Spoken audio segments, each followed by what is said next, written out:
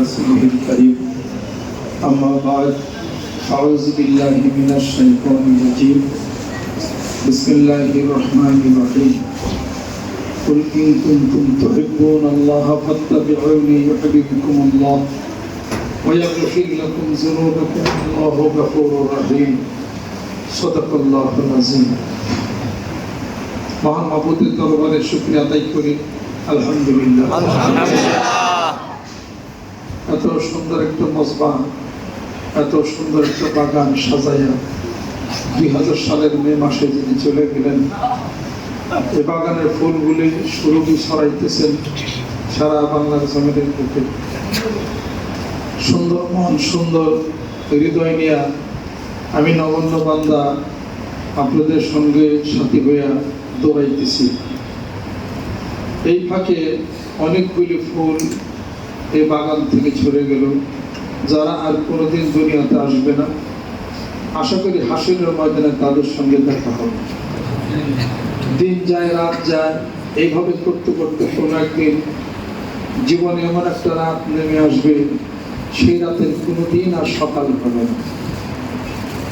এমনি করে করে পিতা মাতা ভাই বারোদার আত্মীয় স্বজন সবাই চলে গেল, অনেক পীর ভাই চলে গেল, আপনার পীর বোন চলে গেল, আবার নতুন প্রজন্ম আসলো, আবার চলে গেল।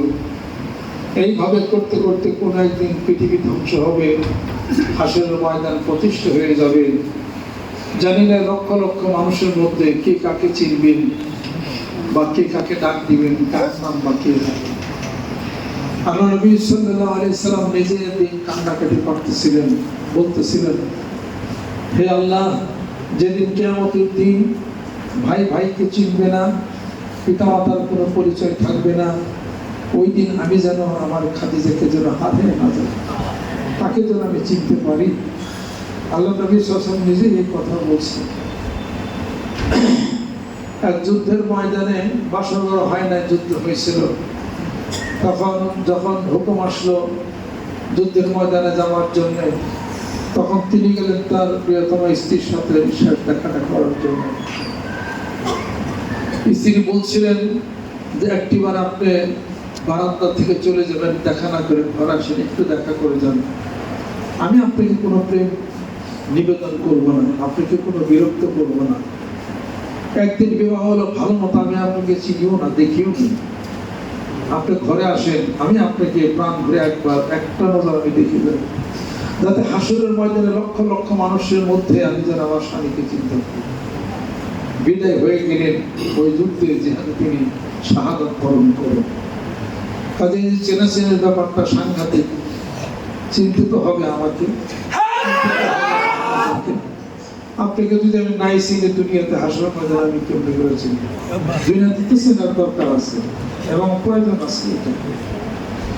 এই জন্য মাসিক মাহফিল আসেন, বার্ষিক মাহফিল আসেন, দোয়ার মাহফিল আসেন, শুক্রবার আসেন, দেখা হয়, সাক্ষাৎ হয়, মহব্বত হয়, ভালোবাসা হয়। যে দলের সাথে তার ভালোবাসা থাকে, হাসরের ময়দানে তার সাথে হাসর হবে, এটাই হলো ঠিক। আজকে এতটি বছর যাবৎ এ দরবার পরিচালিত হচ্ছে। আমাদের সাধারণ গোছানো একটা বাগান, এই বাগানের ফুলের সুরভি আপনারা আবার বলে গেছিলেন, আমি কোনো দল করি না, কোনো পার্টি করি না, আমার দল মানবতার দল, আমার দল কোরআনের দল, আমার দল হাদিস শরীফের দল, আমার দল রাসূলের দল, আমার দল সুন্নতের দল, আমার দল আত্মশুদ্ধির দল। ঠিক তারই ধারাবাহিকতায় আমরা চলছি প্রচন্ড গতি না সামনের দিকে। তবুও আমাদের চলার পথে এই বন্ধুর পথ, আঁকাবাঁকা পথ পাড়ি দিতে আমাদের অনেক কষ্ট হয়ে যায়। আল্লাহ পাক পিছনে আছেন, এই সাহস আমরা করি। বিশাল এই দরবার, বিশাল এই কমপ্লেক্স, এই মসজিদ, এই মাদ্রাসা, যেখানে লক্ষ লক্ষ মানুষ আসে, বিশ্বস্তমায় হয়, বিশাল একটা আয়োজন হয়। আয়োজনের পিছনে আপনাদের আদর, স্নেহ, মায়া, মমতা, ভালোবাসা একান্তভাবেই কাজ করে। এবং সেই ভালোবাসা নিয়ে আমি যেই গতিতে আগাইছি, পিছনে একটা ভরসা, আল্লাহ আছেন, লা তাহজান ইন্নাল্লাহা মা'ানা, আল্লাহ আছেন, কোনো চিন্তা নাই।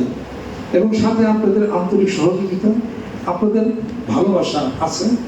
আল্লাহ সাথে আছেন। এইভাবে করে আমি কাজ চালাইছি।